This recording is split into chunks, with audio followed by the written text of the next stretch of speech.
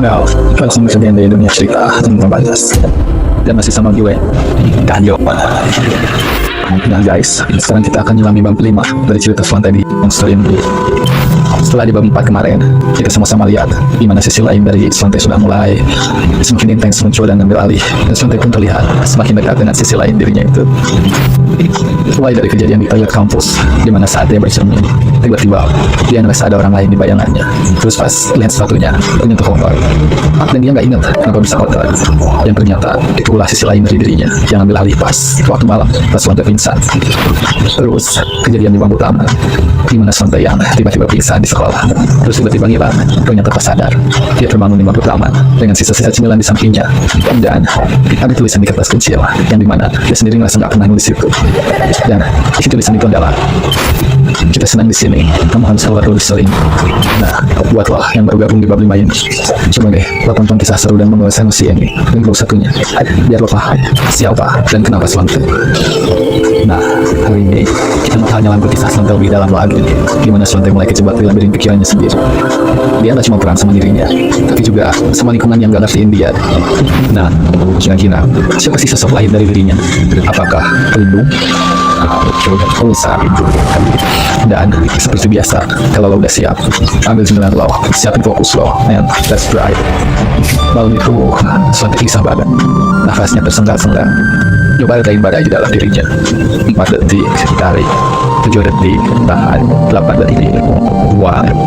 Teknik napas dari Rumah Iskar, psikolog yang pernah nonton dia, dan harusnya teknik pernapasan itu ngebantu, tapi nggak mau deh. Makin dia nyoba tenang, makin jelas suara itu masuk. Gua pikir bisa terus menghindar. Jadi Swantai buru-buru nutup telinga, berharap suara itu gak nembus bidang telinganya. Tapi sia-sia, hingga lupa suara itu bukan datang dari luar, tapi itu berasal dari tempat terdalam di dalam dirinya, yang disikir dari sudut pikiran yang tak bisa dia raih. Lalu Swantai gak cuma soal dirinya sendiri, dia juga harus ngadepin dunia yang kayaknya gak kena edukasi banget. Tapi iklan mata yang tajam masuk dia, desas-desus yang nyakit, bikin kuping hongat, diskriminasi salah, sampingnya aib, bahaya, bahkan sumber masalah. Di kampus, dia harus jadi rumah kedua, malah jadi pemicu bikin Swantai makin turun ke dalam muak, lelah, marah, dan pengen nyerah aja. Di kampus, karena dosen mulai waspada, tapi kewaspadaan itu malah ngelahirin tindakan selanjutnya. Swantai yang harusnya dirangkul dan dikasih perhatian lebih, malah diperlakuin kayak orang sakit. Dia diisolasi di ruang observasi khusus, ruangan kecil, dekat ruang dosen. Ruangan yang katanya sih melindungi dia dari orang lain, dan orang lain dari dia. Ya udah diselamatkan. Di sana, kesepiannya makin menjadi-jadi. Rasa sakitnya makin menghancurin, dan sisi lain di dalam dirinya makin berontak.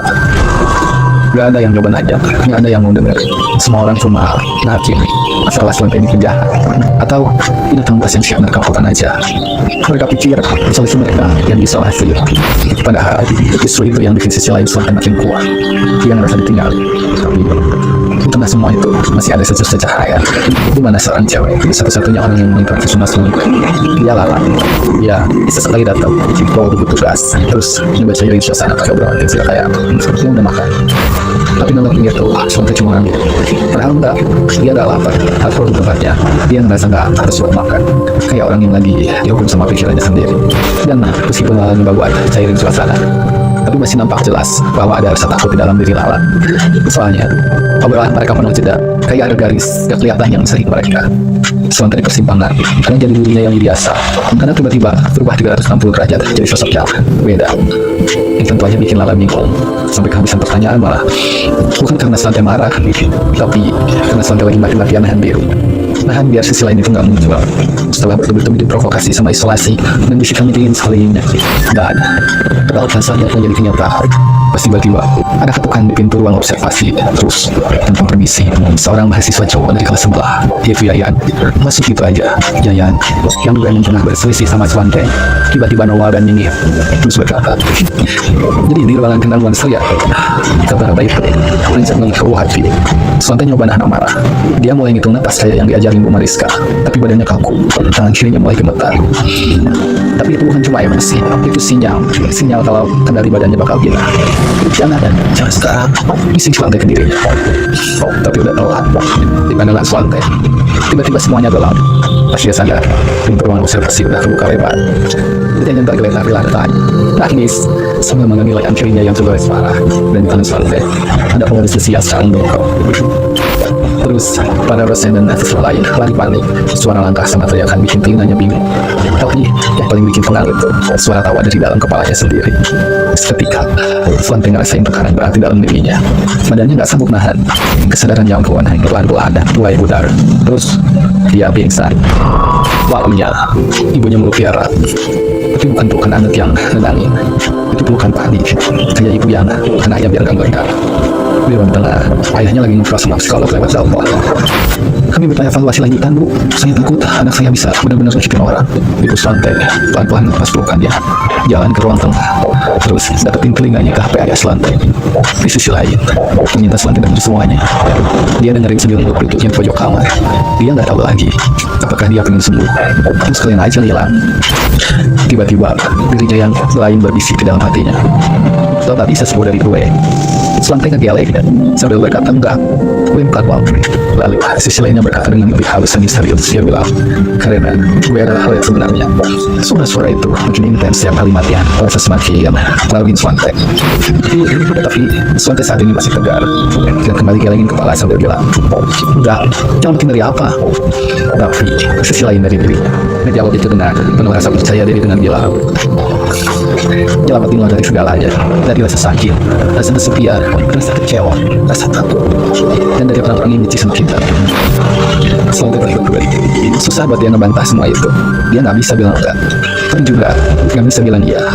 Sedikit dari hatinya mulai luluh, tapi sebagian lagi lelah setiap kalimat laris dari sisi lain dirinya.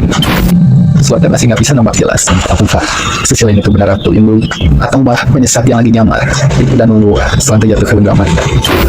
Hari-hari setelah kejadian itu, sang sisi lain mungkin sering ngajak Svante ngobrol. Apalagi sekarang Svante diskors dari kampus gara-gara kejadian sama Yayan itu. Kesendirian dan kesedihannya, sisi lain itu pelan-pelan terus nanam kepercayaan ke Svante. Ya, Svante mau nerima dirinya. Bukan gak mungkin suatu saat Svante bakal jatuh ke pelukan sisi lain dari dirinya. Tapi benarkah itu pelindung atau malah penyesat? Semua masih abu-abu, nggak jelas. Karena kadang Svante memang gak asal dilindungi. Karena di saat-saat tak berdayanya, seperti saat Yuri dan diprovokasi sama Yayan, sisi lain itu muncul yang menindak tegas Yayan. Namun cara itu terlalu brutal. Dan Svante gak ingin kayak gitu. Semuanya terasa abu-abu dan membingungkan buat Svante. Dia beneran pelindung atau malah penyesat yang akan nyerah Svante ke tindakan-tindakan yang mungkin akan lebih brutal. Dan sorry we continue. Oh ya, kisah Svante masih panjang guys. Dan di luka yang terbuka terang-terang dua sisi diri. Kira-kira siapa yang bakal menang? Dan apa sih yang lulus Svante di bab selanjutnya? Itulah bisa saksikan di bab berikut, bab 6 tabir luka yang terbuka. Gimana nih menurut kalian? Svante ini sebenarnya punya pelindung atau malah kejebak sama penyesal? Dan harusnya Svante ikutin aja keinginan sisi lainnya itu dengan menjadi lebih tegas dan liar, atau Svante harus jauhin dia dan jangan dengerin.